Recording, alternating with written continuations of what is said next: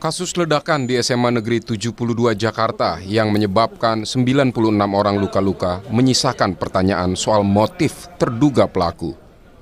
Temuan sementara polisi, terduga pelaku merupakan salah satu siswa yang kini telah ditetapkan sebagai anak yang berhadapan dengan hukum.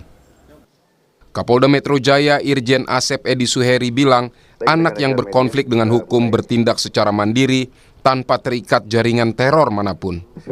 Dari pemeriksaan saksi-saksi, diketahui pelaku merupakan sosok yang tertutup dan jarang bergaul. Terima kasih Bapak Kapolda. Diketahui merupakan seorang siswa SMA aktif yang bertindak secara mandiri dan tidak terhubung dengan jaringan teror tertentu. Berdasarkan keterangan yang kami himpun, ABH yang terlibat dalam kasus ledakan ini dikenal sebagai pribadi yang tertutup, jarang bergaul, dan dia juga memiliki ketertarikan pada konten kekerasan serta hal-hal yang ekstrim. Penyidikan polisi juga menemukan dorongan terhadap perilaku anak berkonflik dengan hukum tersebut, sehingga memicu aksi kekerasan di sekolah Jumat pekan lalu. Di antara dorongan tersebut, ia merasa sendiri dan tak ada tempat untuk bercerita keluh kesahnya baik di sekolah maupun keluarga. Yang kami peroleh dari hasil penggalian keterangan maupun petunjuk-petunjuk yang ada, bahwa yang bersangkutan anak berkonflik dengan hukum ini terdapat dorongan untuk melakukan peristiwa hukum tersebut. Dorongannya di mana yang bersangkutan merasa sendiri, kemudian merasa tidak ada yang menjadi tempat untuk menyampaikan keluh kesahnya, baik itu di lingkungan keluarga, kemudian di lingkungannya itu sendiri maupun di lingkungan sekolah. Ini yang menjadi perhatian kami juga bersama dengan KPAI. Komisi Perlindungan Anak Indonesia (KPAI) meminta sekolah dan keluarga untuk tidak abai dengan kesehatan mental anak. Selain itu, meski belum dipastikan ada perundungan, KPAI mengingatkan sekolah untuk meningkatkan perlindungan keamanan anak, termasuk memperkuat penerapan tim pencegahan dan penanganan kekerasan di satuan pendidikan.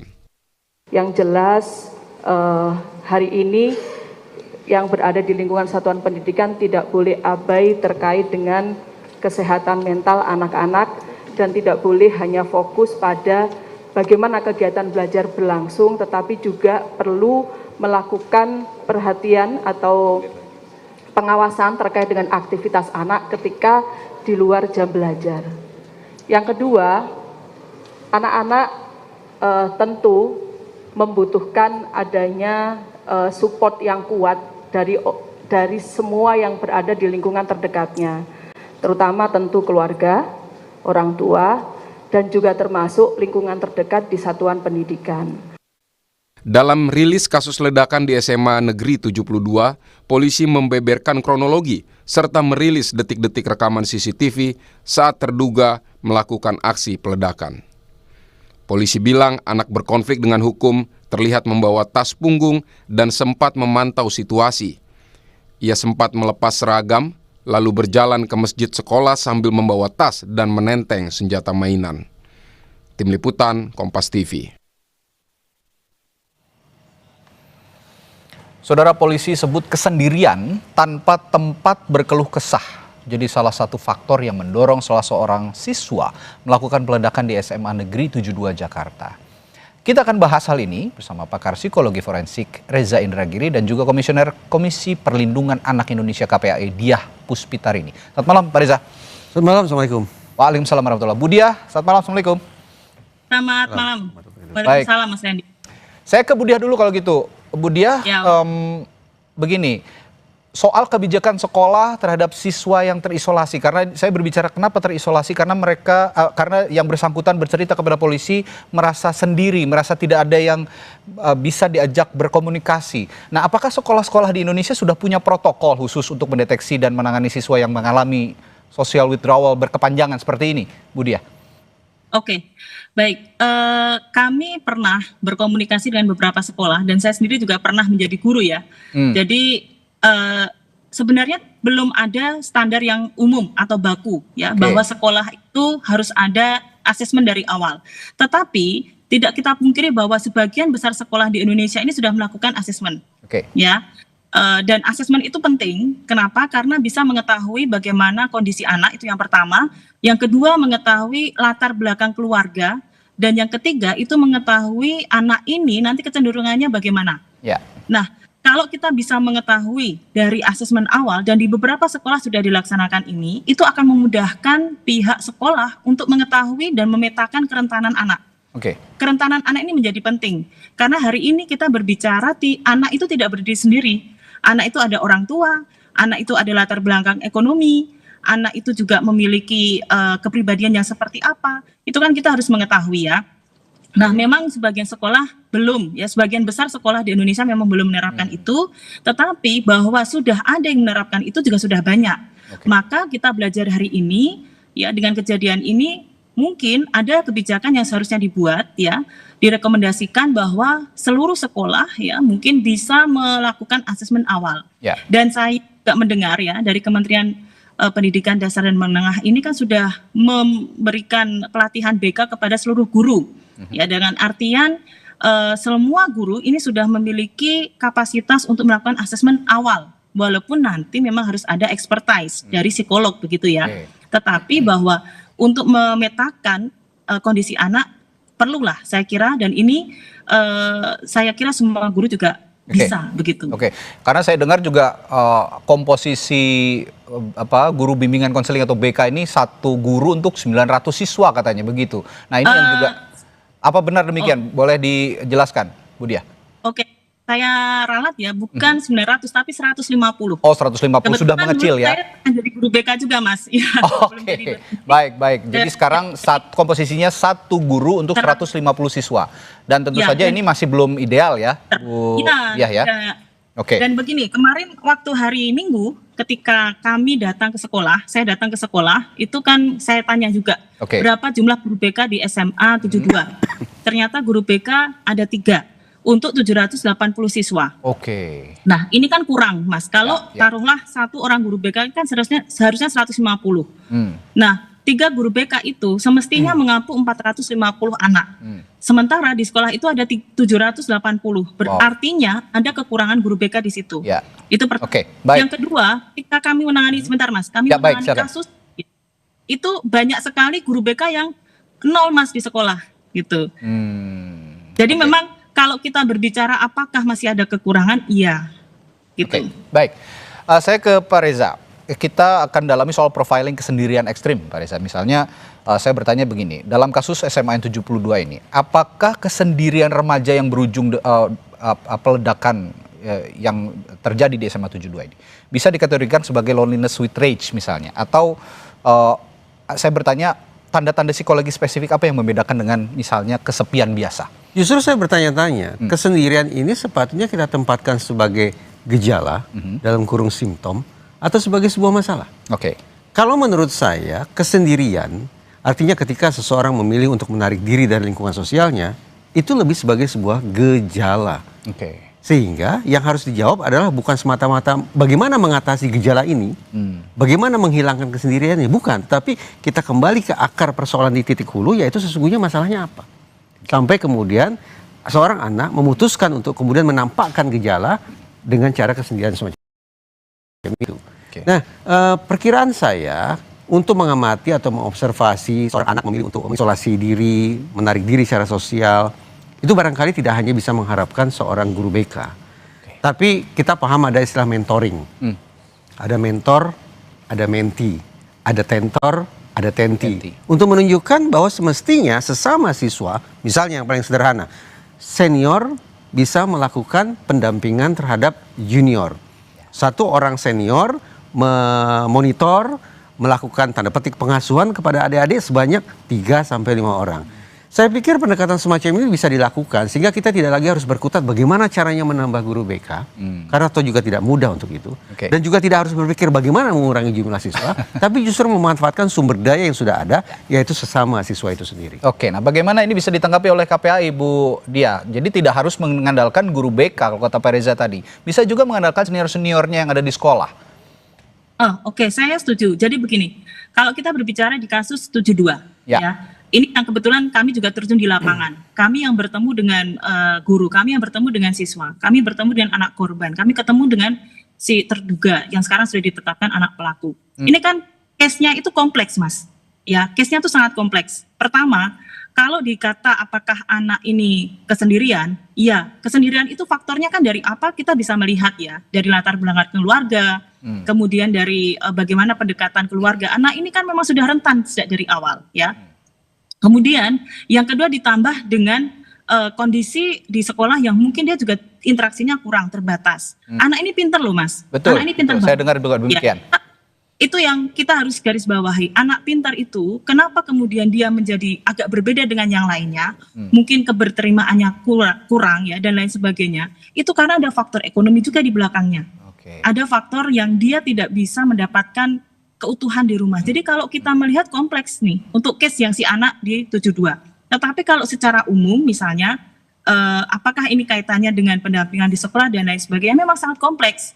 Saya katakan ini melihat anak itu pertama saja ini sudah bahwa ini sudah kompleks nih anaknya gitu ya. Sehingga saya kira kalau kita mendudukkan apakah ini kaitannya dengan guru BK dan lain sebagainya, ya memang tidak secara langsung tidak ya, tetapi bahwa kalau Bapak Ibu ke kelasnya dan melihat coret-coretan di meja anaknya, itu bisa lihat betapa kesepiannya dia. Itu. Dan seharusnya guru itu bisa melihat itu dari awal, gitu. Karena tulisannya jelas, Mas, dan itu tulisannya udah lama. Itu yang kita bisa melihat dari mata ya, dari mata dari sekilas. Nah, yang kedua itu interaksi juga gitu. Nah, apakah harus menambah guru? Memang saya setuju dengan Pak Prof. Indra ya, jadi memang kita tidak bisa menunggu dari sistem dan lain sebagainya. Ada hal yang harus kita tekankan pada anak, yang itu bisa dilakukan oleh guru, karena guru juga transfer of value, just not knowledge ya, sehingga guru juga bisa menambahkan resiliensi kepada anak gitu. Resiliensi kepada anak, penguatan bahwa ini loh nak, kamu tuh juga hidup di dunia seperti ini, ada orang yang nggak suka, ada orang yang senang, dan orang tua pun juga harus begitu gitu, sehingga jangan merasa kesepian, mestinya gitu ya Mas ya. Karena Bu Dia sudah menyinggung juga peran orang tua dan hilangnya peran orang tua sepertinya ya dalam kasus ini, sehingga mengakibatkan anak ini depresi. Saya akan bertanya ke Pak Reza, kita bicara pathway depresi menuju tindak kekerasan yang akhirnya dilakukan sang anak ini. Bagaimana mekanisme psikologis ketika depresi akibat isolasi sosial misalnya Prof, bertransformasi menjadi ide kekerasan destruktif seperti yang terjadi di SMA 72 ini? Mari kita ingat kembali perkataan Kapolri Jenderal Listio Sigit yang menyebut bahwa anak ini situasinya bersangkut paut dengan bullying atau perundungan. Kita bicara perundungan di titik hulu, kemudian kekerasan di titik hilir. Lantas apa prosesnya? Bagaimana siklusnya sampai kemudian pengalaman perundungan itu menjelma menjadi perilaku kekerasan? Dari sekian banyak kasus perundungan yang saya dan Yayasan Lentera Anak masuk ke dalamnya, termasuk hadir di persidangan, saya cukup yakin untuk mengatakan bahwa korban perundungan tidak hanya menjadi korban satu kali, tapi mengalami viktimisasi majemuk.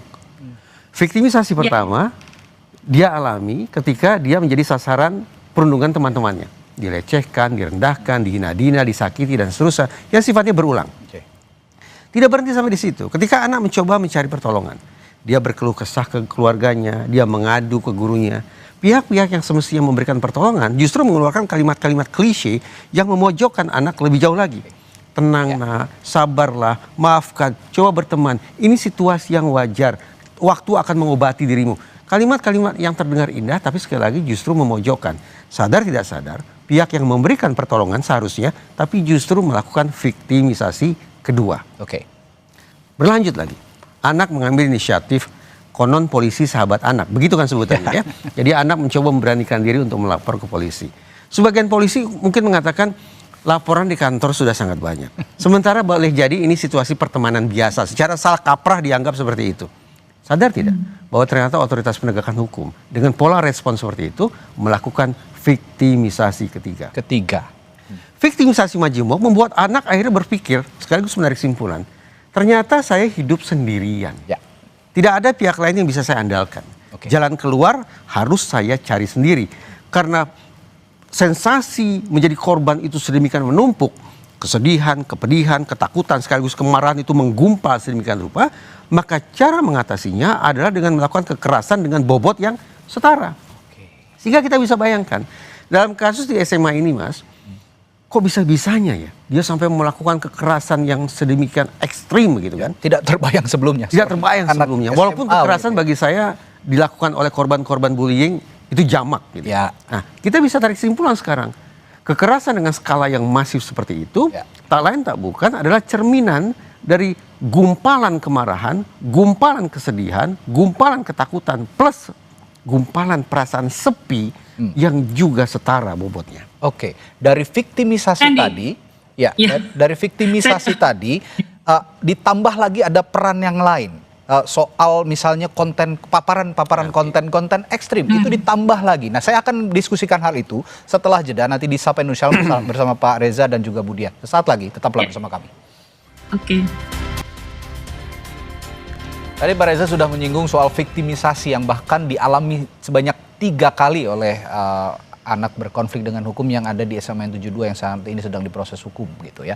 Nah, setelah viktimisasi ada faktor pemicu yang lain ternyata. Ada peran fantasi yang juga mendorong si anak ini melakukan kekerasan. Ada paparan konten ekstrim seperti dark web misalnya atau game, film memperkuat fantasi kekerasan pada remaja yang sudah terisolasi. Apakah ini lantas menjadi final trigger untuk melakukan tindak kekerasan itu?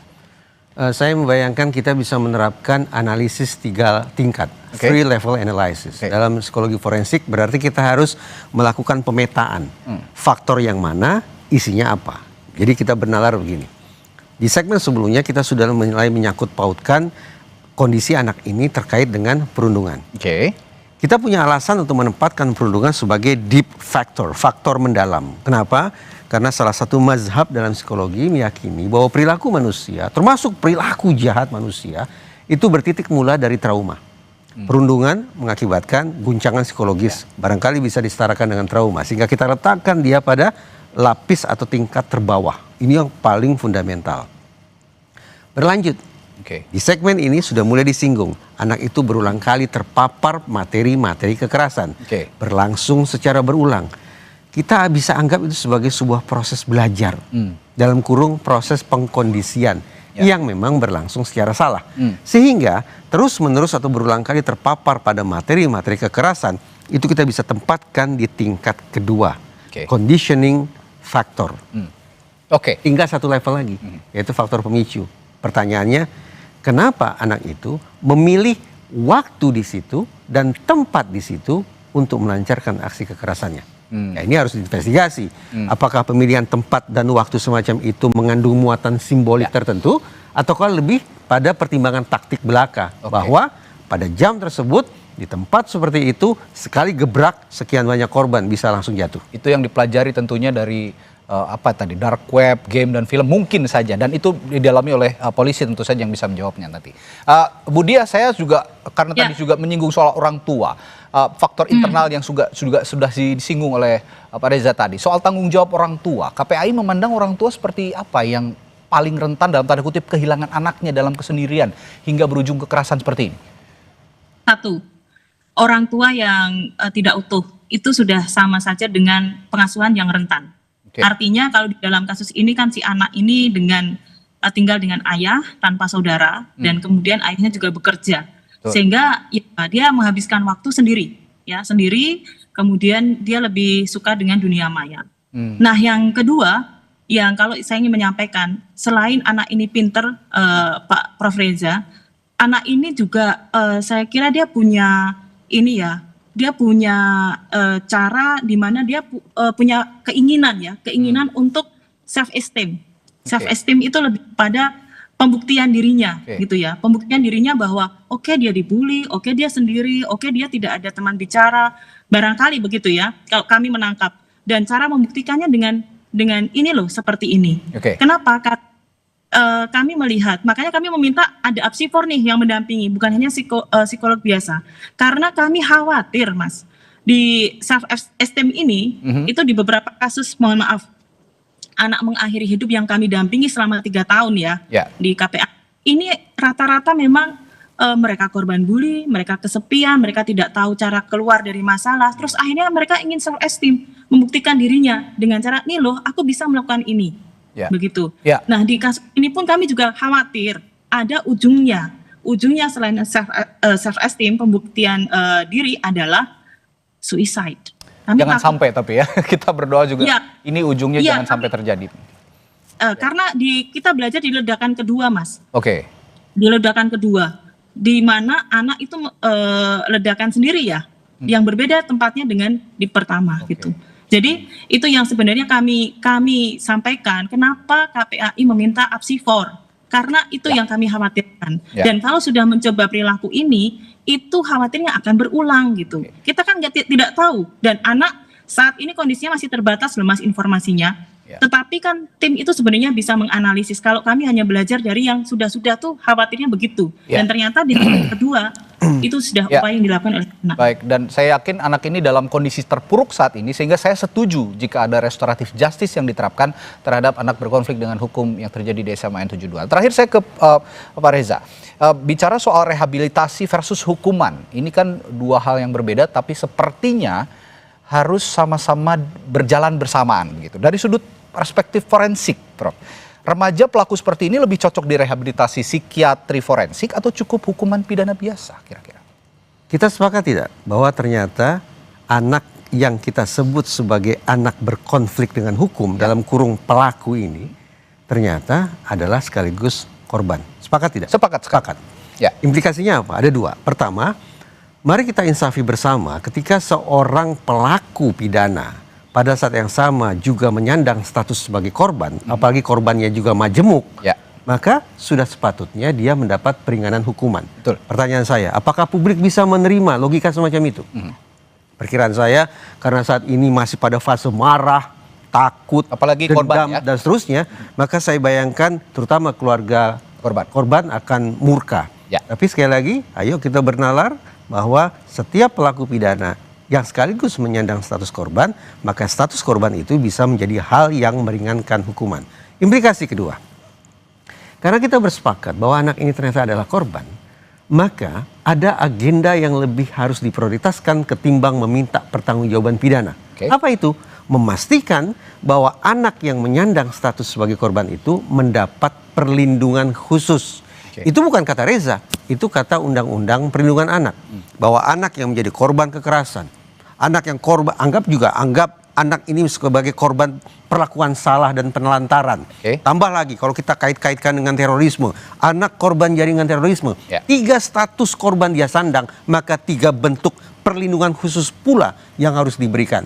Jangan salah, negara ini memposisikan perlindungan khusus, negara berkewajiban dan bertanggung jawab memberikan perlindungan khusus. Ayo kita konsekuen. Karena kita ingin menegakkan peraturan, patuh pada peraturan perundang-undangan, maka sebelum saya menjawab pertanyaan Mas tadi tentang bagaimana meminta pertanggungjawaban pidananya, ada agenda yang harus didahulukan, yaitu memastikan anak ini terpenuhi perlindungan khususnya. Mudah-mudahan Ibu Dia dan teman-teman di KPAI bisa memastikan itu terrealisasi. Saya yakin juga Ibu Dia punya perspektif yang sama. Singkat Bu Dia. Terakhir, jadi ini sesuai dengan pasal 59A Undang-Undang Perlindungan Anak ya, dan itu amanat memang kami harus memastikan itu. Yang pertama, anak ini memang prosesnya harus cepat. Kalau memang nanti di proses hukum, itu pun harus cepat. Yang kedua, harus mendapatkan pendampingan psikososial. Yang ketiga, itu harus mendapatkan bantuan sosial, dan yang keempat, itu juga harus mendapatkan perlindungan hukum. Dan sudah diatur, betul Pak Reza, sudah diatur di dalam Undang-Undang Perlindungan Anak di pasal 64 ataupun Undang-Undang Sistem Peradilan Pidana Anak. Jadi tidak usah khawatir bahwa kita memastikan itu Pak Reza dan semuanya saja. Kemudian kami juga memastikan bahwa anak ini tidak mendapatkan intimidasi ataupun juga identitasnya tersebar ya, karena itu ada juga di dalam Undang-Undang Perlindungan Anak. Oke, saya tambahkan sedikit, selain perlindungan khusus mungkin juga ada pembinaan khusus, karena tadi sudah kita sepakati bersama, sudah kita ketahui bersama bahwa anak ini adalah anak yang cerdas, anak yang berpotensi menjadi seseorang di kemudian hari, sehingga negara bisa hadir untuk memberikan perlindungan dan pembinaan, untuk apa? Untuk kemudian hari bisa berguna juga untuk negara. Baik, terima kasih Pak Reza Indagri sudah hadir di studio, dan juga Bu Diah Puspitarini dari KPAI. Selamat malam, sampai jumpa lagi. Assalamualaikum. Waalaikumsalam warahmatullahi wabarakatuh.